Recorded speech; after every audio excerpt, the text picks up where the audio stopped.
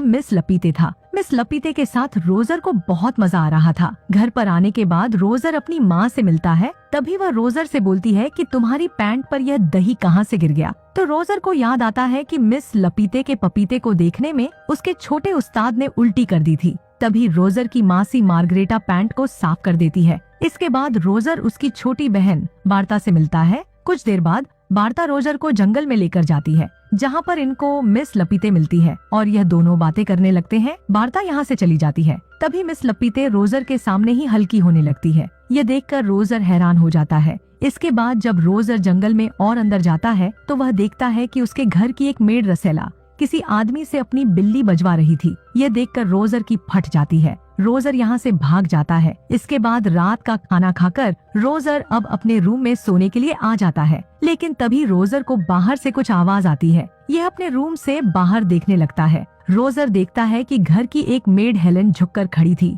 और कोई आदमी इसका तबला बजा रहा था, लेकिन रोजर उस आदमी को नहीं देख पाता है। इसके बाद रोजर सोने लगता है तो इसके बिस्तर से बार्ता निकलती है। बार्ता रोजर को बताती है कि हमारी मासी मार्गरेटा अभी तक जवान है, क्योंकि उसे मर्दों से बहुत डर लगता है। लेकिन रोजर बार्ता की बातों को अनदेखा करके हेलन के ख्यालों में ही खोया हुआ था। तभी यहाँ पर बार्ता की बेबी सीटर कैट आ जाती है और बार्ता को यहाँ से भगा देती है। अगले दिन घर की सभी मेड नदी किनारे नहाने के लिए जाती है और उनको देखने के लिए रोजर और बार्ता भी यहाँ पर आ जाते हैं। तभी गांव के कुछ आदमी अपने काम पर जा रहे थे, लेकिन ये सभी जब इन लड़कियों को देखते हैं तो ये सभी यहाँ पर रुककर अपना पप्पू इनको दिखाते हुए उनके सामने ही हल्के होने लगते हैं। इतना सब कुछ देखने के बाद ये मेड कहाँ पीछे हटने वाली थी, इसीलिए यह सभी मेड भी अपना तबला इनको दिखा देती है। इसके बाद हम देखते हैं कि घर पर रोजर के पापा और उसकी बड़ी बहन एलिसा आती है। रोजर बहुत टाइम बाद उसकी बड़ी बहन से मिला था। एलिसा सभी से अच्छे से मिलती है, लेकिन रोजर से ये ठीक से बात नहीं करती है।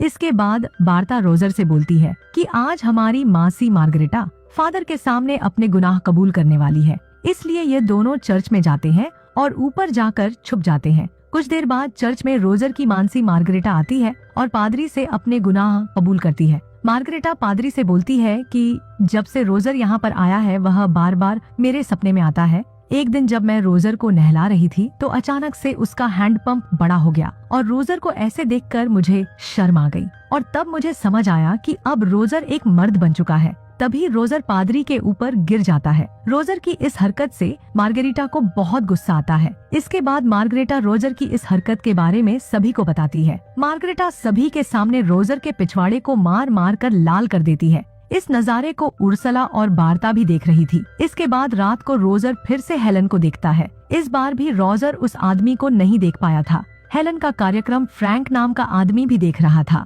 इसके बाद रोजर ऊपर फ्रैंक के रूम में जाता है, जहाँ पर रोजर को मियाँ खलीफा की बुक मिलती है। रोजर उस बुक को अपने पास रख लेता है। अगले दिन रोजर उस बुक को लेकर मुर्गियों के घर में घुस जाता है और मियाँ खलीफा के सफलता के बारे में पढ़ने लगता है। तभी यहाँ पर उर्सला मुर्गियों को दाने डालने के लिए आती है। इसके बाद एक नौकर यहाँ पर आता है और उर्सला को खिड़की में बंद कर देता है और बाहर जाकर उर्सला का तबला बजाने लगता है।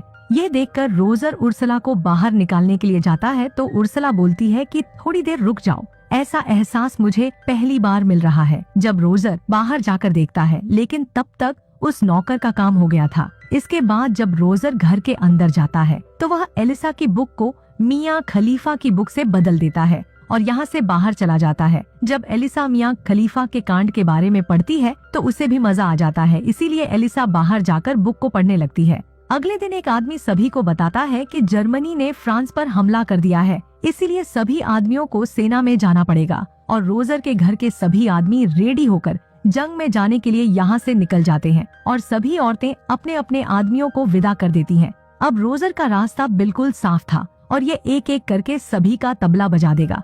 सबसे पहले रोजर उर्सला के पास जाता है। उर्सला रोजर से मदद मांगती है और रोजर को ऊपर वाले रूम में लेकर जाती है। अब यहाँ पर रोजर का रास्ता बिल्कुल साफ था, इसलिए रोजर इस मौके को बिल्कुल भी नहीं छोड़ने वाला था। लेकिन बेचारे रोजर को उर्सला की अनबॉक्सिंग करने नहीं आ रही थी, लेकिन उर्सला रोजर की पूरी मदद करती है। अगले सीन में हम नदी के किनारे बैठी रोजर की मेड केट को देखते हैं। तभी अचानक रोजर भी नदी से बाहर निकलता है और केट को अपनी बातों में फंसाकर वहीं नदी के किनारे उसका गेम बजा देता है। अब हमारा रोजर छोटा जॉनी सीन्स बन चुका था। इसके बाद रात को मार्गरेटा जब अपने रूम में सोने के लिए जाती है तो इसके रूम में पहले से ही रोजर था। रोजर उसकी मासी मार्गरेटा से बोलता है कि मुझे एक पप्पी दे दो, मैं सो जाऊंगा, और मार्गरेटा उसे एक पप्पी दे देती है। तो रोजर मार्गरेटा से बोलता है कि मैं तुमसे बहुत प्यार करता हूँ, और मार्गरेटा को अपनी बातों में फंसा लेता है और धीरे से मार्गरेटा का खाता खोल देता है। कुछ देर बाद चाय लेकर हेलन रोजर के पास आ जाती है और रोजर हेलन का तबला बजाने का मौका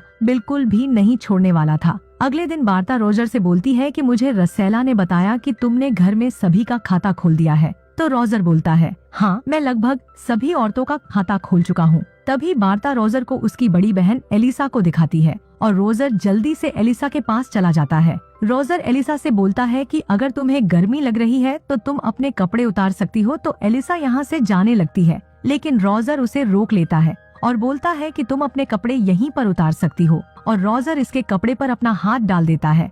एलिसा उसे मना करती है, लेकिन रोजर नहीं रुकता है और यहाँ पर रोजर एलिसा का भी खाता खोल देता है। कुछ देर बाद एलिसा यहाँ से जा रही थी, तब बार्ता एलिसा को देखकर समझ जाती है कि रोजर ने एलिसा के साथ क्या किया है। इसके बाद रात को हेलन और रसेला रोजर के पास आती है और दोनों का काम होने के बाद ये चली जाती है। कुछ देर बाद रोजर की मासी मार्गरेटा अंदर जाती है और अब रोजर के बारे में सभी को पता चल गया था। कुछ दिन बाद एलिसा रोजर को बताती है कि मैं प्रेग्नेंट हूँ। अगर यह बात माँ को पता चली तो हमारी खैर नहीं। इसके बाद हम देखते हैं कि युद्ध खत्म हो गया था और सभी मर्द घर पर आ गए थे। इसके बाद रात को रोजर के पास उर्सला आती है और बोलती है कि मैं प्रेग्नेंट हूँ, लेकिन इस चीज से उर्सला को कोई प्रॉब्लम नहीं थी। उर्सला के जाने के बाद रोजर के पास मार्गरेटा आती है और ये भी यही बोलती है कि मैं भी प्रेग्नेंट हूँ। तो रोजर उससे बोलता है कि तुम फ्रैंक से शादी कर सकती हो, क्योंकि वह तुम्हें पसंद करता है और इसके बारे में किसी को पता भी नहीं चलेगा। और मार्गरेटा रोजर की बात मान लेती है। कुछ दिन बाद मार्गरेटा फ्रैंक से शादी कर लेती है और उर्सला भी किसी आदमी से शादी कर लेती है।